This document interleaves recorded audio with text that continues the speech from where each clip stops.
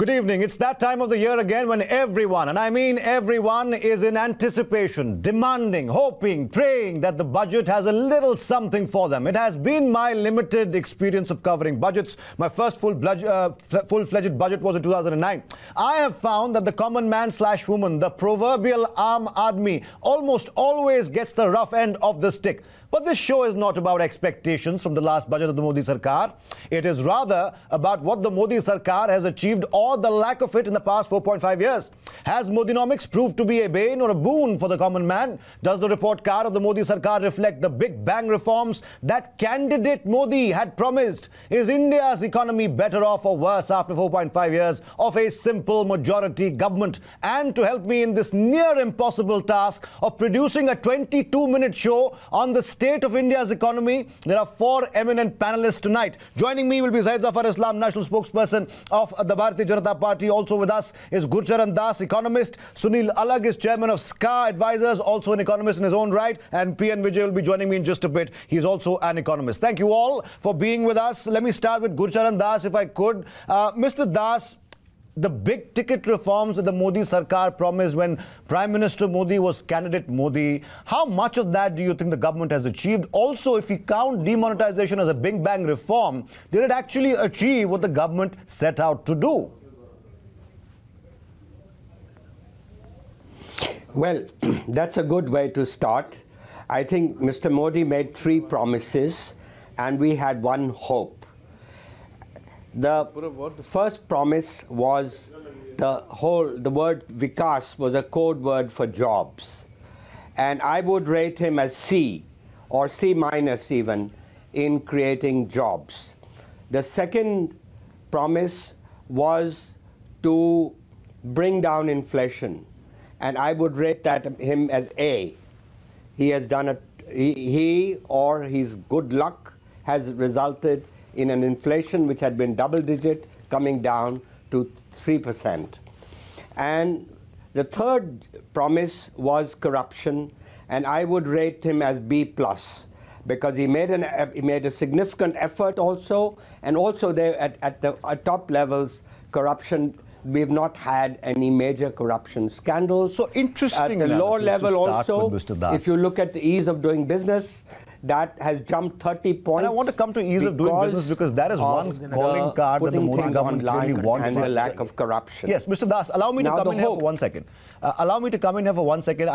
I just want to go across to Sunil Alag on this. It's a very interesting way of starting a conversation, Mr. Alag here. Let me just give you a couple of details that, of course, are in the public domain. It's a fact that gross financial savings for the household sector as a proportion of disposable income grew significantly. Nobody can deny that from FY 17-18 to from 9.1% to 11.1%. That's nobody's really doubting that. But it's also a fact, Mr. Alag, that household debt increased to 13.5% of the GDP in 2018, that was last year, as opposed to 8.5% in 2012.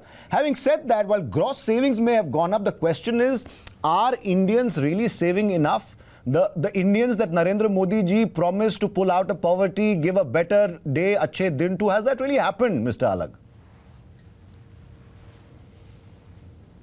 Alag? You know, it's two ways of looking at it. When you say debt, a lot of people have started using credit cards. So they start paying about 45 days after they finish spending. So do you call that as debt or don't you call it as debt is another question. All of America, all developed countries work out their situation on personal debt in the farmers is a separate issue. And if you're talking about an overall India debt, I don't think households have gone into major amounts of debt. And I only come from the FMCG industry, which has seen an 11% growth in volume, 14% growth in profit. So people are spending. Today, what happens is that the younger generation, there are 100 million of them. That's the critical part. Crossing the age of 18 and voting for the first time are 100 million. And they're not interested in saving. So the saving is coming from the older generation. The spending is coming from the younger generation. And you got to fully understand the situation before one makes a sweeping statement that, look, has he achieved or has he not achieved? But I will agree with Gurcharan. Employment is the main area where he has not succeeded. And that is where I think the focus has to be taken. But how much did we expect in 4.5 years? That's another question. Well, yeah, I think how the much can a expectations government were do sky in high, Mr. Alak. We'll agree. We'll both agree. I think everyone on the panel will agree. When Prime Minister Modi became the Prime Minister, expectations were perhaps, unexpectedly high. And who could blame the Aam Aadmi? I want to go across to PN Vijay, also senior economist on the panel. I believe Zafar Islam is also joining us right now. Mr. Vijay, the middle class. Is middle India hurting? As a result, you can say as a result of whatever Modinomics might be. I'm not in favor of putting terms like Modinomics, etc., etc. But I've been told that Zafar Islam is with us, not PN Vijay. Mr. Vijay will wait for you. Zafar Islam, is middle India hurting? And I want to point out demonetization to you. Something the government says or said at the point at that time was a big bang reform. Then it changed goalposts, saying this is all about digitization. To this day, sir, we are getting reports from CMIE and other outfits which suggest that the lingering effects of demonetization might be shrugging off as of now, but it hit the economy in a way that it's been difficult to recover from. How would you answer that question, Mr. Islam? See, demonetization you cannot see in isolation. You have to see all the structural reforms have been undertaken by the Honorable Prime Minister, and how the economy, which was one of the 5 fragile economy in 2013, is a very sound economy today. Of course, that is primarily because the decision which has been taken by the incumbent government was important, was something which is necessary to bring back the economy in order, and also to push the economy to grow as it is growing now. Secondly, what is important, if you just see the demonetization alone, the Honorable Prime Minister has achieved many objectives by but Mr. Islam, demonetization in the interim did hit the MSME sector, the unorganized sector, and many people still believe that it hasn't fully recovered. MSMEs took perhaps the worst hit after unorganized labor. No, not at all. See, you have to see the statistics. You have to see the statistics. The GDP growth is the right set of statistics one has to see. And how, of course, we had admitted even at that time, and even today I will say on your channel that it was very well known to the government that once you take these kind of a structural reform, be it GST, be it demonetization, it is a migration from one set pattern to another. Like for instance, GST from one set pattern of taxation to we have migrated another. Okay, I want to ask Gurcharan Das to weigh in here, but because not just demonetization, Mr. Islam. That will push the economy to go down. Demonetization was followed rather quickly by the implementation of the GST, while both in theory are great ideas. And one of our graphics, Mr. Gurcharan Das, says the good, bad and ugly of Modinomics, and the other graphic, of course, also says how did these steps particularly hit the Aam Aadmi, middle India, common man, whatever you want to call it. The fact still is that GST is a great idea. Every government before Modi government had advocated it, but was the implementation so quickly after the shock of demonetization perhaps didn't really gel well with the economy. Is that a fair statement to make, Gurcharan Das? Yeah, I think so. I think that really the demonetization, I think, was a mistake. But the GST is a very good idea. But again, it had a poor start. But I think now it's been fixed, and GST will go down as one of the great achievements of this government. The real problem is that from the beginning there was not the kind of single-minded focus on jobs that there should have been if I had been promising jobs in my campaign. And for example, just look that the GST on the largest creator of jobs in India is housing. And they put housing materials like cement and paint, etc., in the 28% bracket of GST. I mean, the left hand didn't know what the right hand was doing. Then, moreover, the problem of jobs in India is not the problem of unemployment. It's the problem of underemployment. Indians are looking for better quality jobs, highly productive Well, is there a jobs. distinction, Mr. Das, between unemployability or underemployment? I mean, if there is, I would like you to elaborate. Yeah. Sorry? Did you ask me? Yes, Mr. Das, I wanted to know, and I'm sure my viewers do, unemployability and underemployment are not the same thing. There is a difference, and what is the distinction here? Yes. Yes, the distinction here is that everybody in India has some kind of job. But what people were looking for is better quality, highly productive, better paid jobs. And therefore, our unemployment statistics are terrible. But the best data we have is the CMI data. Correct. And the CMI data. It's interesting that you mentioned unemployability data, because today, sir, today as we speak, Mr. Das, there is a huge controversy about two people who have resigned from the NSSO, citing the government's inability or reluctance to table the jobs data. Now, Vijay Goyal, the Parliamentary Affairs Minister, says he'll make sure that is released by this evening. But I want to go back to Sunil Alag, and I want to talk about NPAs, sir. And again, I keep talking about Middle India. And the reason I keep talking about Middle India, Mr. Alag, is because there is this perception, if not the truth, there is a large perception out there that it's also a source of frustration, Mr. Alag. You'll agree with me on this. There were accusations of indiscriminate lending by banks between the years 2008 and 2014, which was the UPA era. Understood and absolutely right, perhaps in some points. This was when the UPA was in power, Mr. Alag. But what about the rising NPAs under the NDA? As per RBI data, gross NPAs of public sector banks have increased from 2.7 lakh crore on March 31st, 2015 to 8.9 lakh crores in 2018. That's more than a 300% increase. Now, the question that it throws up is, after demonetization, which did cause hardship for the common man, queuing up and whatnot, and restrictions on their own money, you are now using taxpayer money to actually recapitalize banks, and that can be construed by some people as hurting the middle class, hurting the Aam Aadmi who have bank accounts in the banks. Why would any government do that? You know, I look, when the amount of NPAs have gone up, you have to evaluate whether new lending took place after 2015 or more and more is being discovered of lending before 2014. Most of the NPAs that took place was before 2014. As they are being discovered, the amount is increasing. So don't blame the Modi government for it. Modi government, in fact, is unearthing a lot. Now, the middle income group, as far as you are concerned, the perception is that nothing has happened. And to some extent, they are right. But the reality is a lot of work has been done. So the question is, can the government now bring about the reality in their communication to change this perception? Because the middle income group is not really interested in the NPAs in the real sense of the term. I mean, it's great news channel reading whether X is coming back or so-and-so is caught. But most of them want to know, how does it affect them personally? Is the cost of travel coming down? Yes. Everybody is traveling by air. Is the cost of food come down? By and large, Mr. yes. Are they spending more money? Yes. Now, one second, I'll just finish.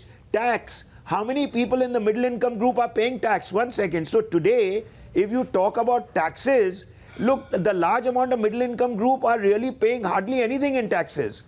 If you look at the amount, it's almost like... But the government claims, sir, the tax net has widened, tax compliability has increased. That's what Finance Minister Jaitley has been saying for the past 9 months, sir. And I also want to ask Zafar Islam, before I go back to Gurcharan Das on this, the perception, sir. And Mr. Alag, of course, spoke about people having different perceptions. That can be factored in. I don't quarrel with that at all. But Mr. Zafar Islam, the perception, which is half the game in Indian politics, sir, is that you are rewarding banks for their own profligacy after having been active participants in the worsening NPA crisis during the UPA era. Number one. Number two, Mr. Islam, the perception again is that you are punishing the common man whose money you are using to infuse capital into some of the banks that have worsened the NPA crisis in itself. How do you counter that perception, if I will? I will require 1.5 minutes. Please do not interrupt me. I will answer both. First of all, let me tell you about the bank. During UPA time, since 1947 till 2007, only the bank total lending were outstanding till 2008 or 2007-8 was 18 lakh crore. And between 2008, I myself was a banker. And I know that how discriminately the bank was lending at that point in time, purely because of the intervention of the political party, 10th Janpath and the Finance Minister's office. In 8 years or 7 years, they have lent 3 times more than what had been lent since independence till 2008. So 54 lakh was the outstanding loan since our government has come. And if you just do a simple analysis, since all the people people who are watching must understand the economy, must be understanding the economists and the panelists, that if you just do a simple analysis, discount with the discounting rate and of the loan which has been disbursed during these 8 years, use the discounting rate and see the EBITDA negative. In fact, most of the loan, 60% loan. No, just a second. I said don't interrupt me. 60% loan was not in a position to even pay interest. Forget about the amortization. So that kind of indiscriminate lending was there. What expect you from these bankers? Bankers have given the loan, and you are blaming Bharatiya Janata Party. Spoken like a true banker, sir. I do not dispute that, but it's not as easy or simple as you're making out to be, sir. With due respect, Gurcharan Das wants to come in here, and I also want to quote a couple of figures before Mr. Das can speak. On 1 second, sir. No, I just spoken like a true banker, sir. I appreciate that, but let me tell you how many jobs were lost by CMIE data, sir, post demonetization. I want to go back to demonetization because everything in the Modi Sarkar has been linked to demonetization pro and previous. No, 1 second. Please, have you analyzed the CMI data? Sir, allow me. Sir, please allow me. Gurcharan Das wants to come in. Gurcharan Das, more than 1.5 million jobs. Sir, please allow me. The CMI data. What kind of an estimated 1.5 million jobs were lost between January 17 and April 17. A likely result of demonetization. The government may claim the demonetization will be a long-term success. Nobody can grudge them that. The fact is, short-term effects were harsh on the Indian public, and 99% of the money was returned to the banks. Can Gurcharan Das, the government, blow its trumpet or continue to blow its trumpet on demonetization and say that, look, long-term goals will be achieved no matter what? Yes, well, I think, as I said already, I think demonetization was a mistake. No government should give the sort of pain that this government gave to the ordinary person. But I think I want to come back to say that the best achievement of this government is the insolvency and bankruptcy IBC, law. Absolutely. Now, it took a long time. This NPA problem you were just talking about with Sunil Alag and so on, that problem took 3.5 years to come to grips with it. That was too long. And also, this was a golden opportunity of this government to privatize some of the worst public sector banks. You know, there are no country, no democratic country has 70% of its assets controlled by the public sector. And therefore, this was a chance, because there are some good public sector banks, but there are rotten ones too. And this was an opportunity, like Air India. Of course, Air India, they failed to privatize. But they should have at least tried here to bring down the government equity. So I would say that it's a mixed story. Okay. The insolvency law is now finally coming to grips with this twin balance sheet problem, and a lot of the promoters are very worried. And it's very good what is happening there. But at the same time, you know, you can't have a banking sector that is bleeding the way this is. Okay, so let's get back to macro then. And it's the ordinary taxpayer. Let's get back to macro then, Mr. Das, if you allow me. I want to go back to Sunil Alag on this one. Sunil Alag, if I could ask you a simple question, no jargon here. Have the so-called big-ticket reforms of the Modi government, touted or otherwise, for example, the IBC, I believe for a matter of fact, the IBC is a great success. I think the government should toot its own horn on IBC because it's a very substantial achievement. But overall, have big-ticket reforms of the NDA government under Narendra Modi had the desired effect on the ground? Yes or no, sir? Look, I mean, the answer will be yes and no, because the big ticket reforms have been taking place in the last 12 months or so. Except demonetization, I agree with Gurcharan, it shouldn't have taken place. We are still struggling. We've overcome that. But all the others, if you expect big ticket reforms to give you immediate results, that in itself will be ridiculous. It's going to come in the next 1 to 2 years. So to that extent, the evaluation of big ticket reforms takes its time. Fair enough. But the point of actually making all public sector units, you know, if you're talking about macroeconomics, I think the government's obsession with fiscal deficit, keeping it at 3.3%, and RBI's absolute obsession of keeping inflation below 4% Fair is enough. ridiculous in a growing economy. Mr. Alag, we are joined by another guest. We are joined by another guest, Mr. Alag, albeit slightly late in the program, but I do want to explore the opportunity of getting PN Vijay to speak to us. PN Vijay, you're welcome to the program. I have about 2 minutes left, and I'm going to ask you a modified question, sir. We are talking about Modinomics 4.5 years, hits and misses. Do you believe that in the past 4.5 years, Modinomics, and I'm not okay with the term, but I've been asked to use it. Has Modinomics hurt Middle India or has it helped Middle India? By Middle India, of course, I mean the proverbial, almost fabled Aam Aadmi. Well, it surely has not helped Middle India because Middle India is just where it is. On a bigger picture, on the Modinomics itself, I feel he has done something in terms of connectivity, better roads and better infrastructure and so forth.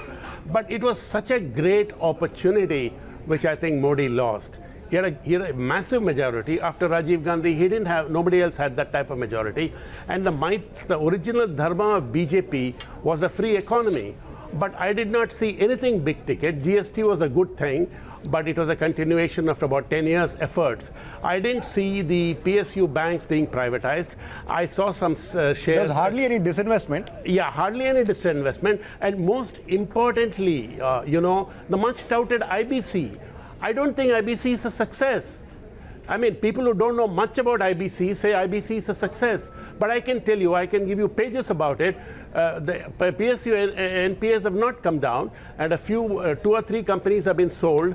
None of the real estate companies have been sold. There are about 8,000 cases pending. Nothing is working out in the area of bank loans. The banks are a mess here. Okay. And so I would say connectivity good. Digital India, disaster. Smart India, a disaster. Okay. Ganga, a disaster. But I'm very short on time. I have to start wrapping up now. Because I'm very short on time. Unfortunately, I could debate this all day, but that of course is not possible. I do thank PN Vijay for joining us, Zafar Islam as well as Gulsharan Das and Sunil Alag. And before I close the program, I would like our 4 guests to do a thumbs up or a thumbs down on 4.5 years of Modi government and Modinomics. PN Vijay, thumbs up or thumbs down? Well, I will say thumbs up. No, it's a thumbs up or thumbs down, sir. Okay, thumbs up. All right, thumbs up for Modi Nomics. Sunil Alag, thumbs up or thumbs down? Thumbs up. Thumbs up from Mr. Alag as well. Gulsharan Das, I think, might just give us a middle sort of ground here. Thumbs up or thumbs down? Middle. All right, middle ground. And of course, Mr. Zafar Islam will give us a thumbs up. So I believe it's 3.5 against. You can't just. All right. I just wanted to simplify it for our television audience who doesn't necessarily understand economic jargon. I must thank all of you for joining us. It was a bit of a hurried show, but I do thank you for your participation. That's all we have right now on this budget special. More news coming up on the other side. Do watch Times Now.